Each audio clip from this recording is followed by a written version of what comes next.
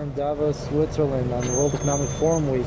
And we're on the promenade where everything happens, and I'm here with Omer Keilaf, the founder and CEO of Innoviz, a publicly traded company on the NASDAQ. Omer, good morning. How are you? Good, thank you. It's your first year in Davos. Yeah, it's What mine. is your first impression? Super crowded. There are many very interesting events here with many leading and executive people. So it's a great place to come and meet with people. And I hope it's productive for you. You are among those senior people roaming the promenade, and it's a really interesting year for you. And Innoviz, I think, what are your latest endeavors for this year? Yeah, so Innoviz is developing a LiDAR, which is a technology used for self-driving vehicles, but not only. LiDARs are used as 3D sensors for robotics, for security, for logistics. And this year we are working very strongly still in the automotive. We are working with Volkswagen towards their level 4 launch with the ID Buzz. We are very proud to be part of that platform. Meanwhile, we are working also with Audi in the group for a launch in the following year for a self-driving privately owned vehicle. That will be very exciting. I look forward to see that on the road.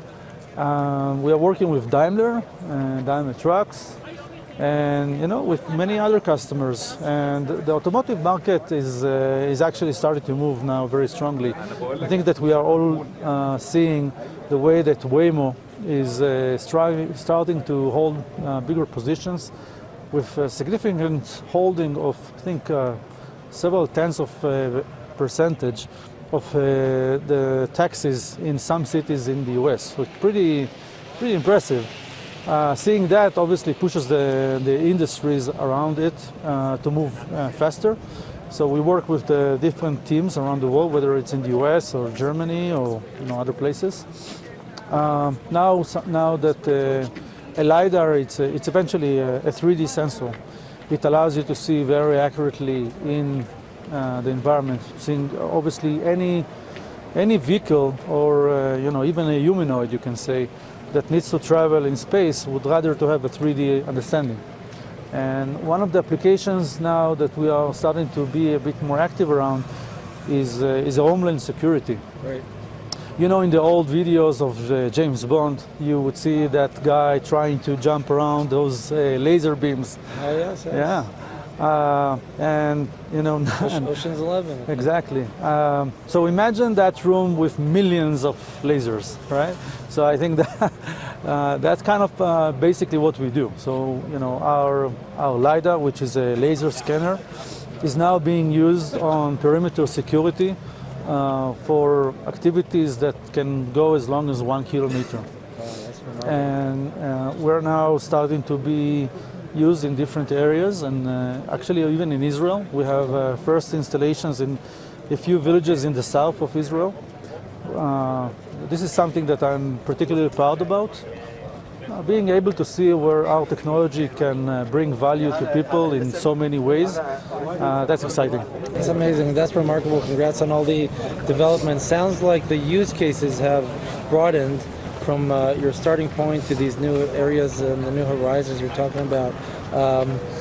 Would it be a drastic shift for the company to move into those areas, or is this like a natural adjacent? Eventually, if you peel off kind of the, our kind of branding and marketing, the core competence of the company is developing a 3D camera.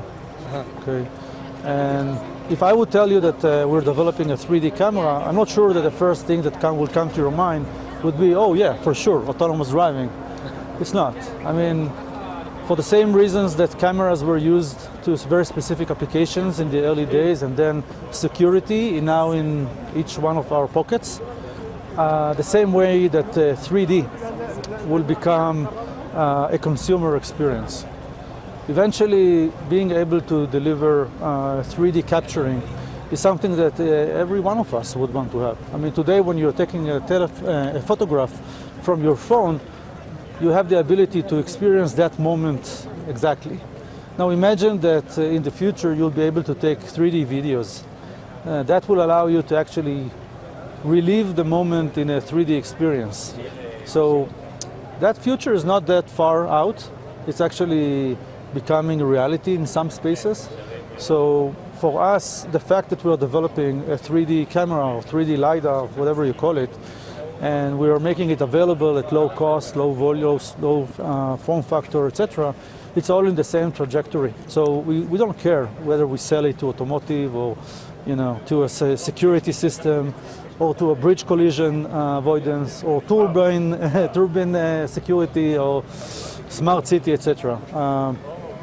That's interesting.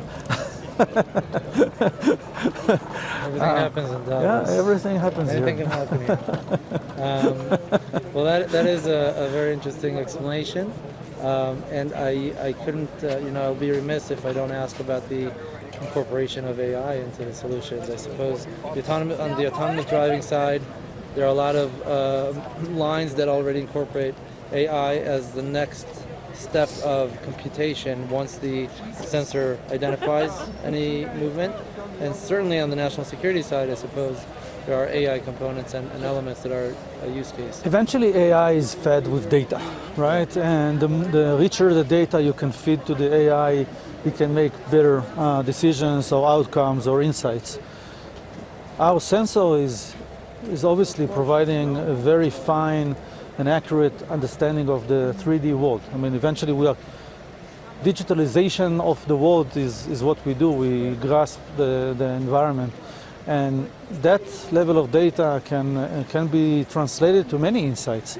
AI eventually can use it to drive cars. It can use it to identify anomalies in the environment, and can save people when they're going to the beach. So definitely the content that we are creating by capturing the world in 3D is going to feed many AI applications. Sounds something to look forward to. I'm really happy that you had the chance to join us and that you had the chance to visit Davos this year. I really wish you a terrific, successful 2026. Sounds like we have to catch up later to see, the latest development down the road, literally, in this year. So thank you so much. Thank you very much. Have a great rest of your Davos visit. Thank you very much.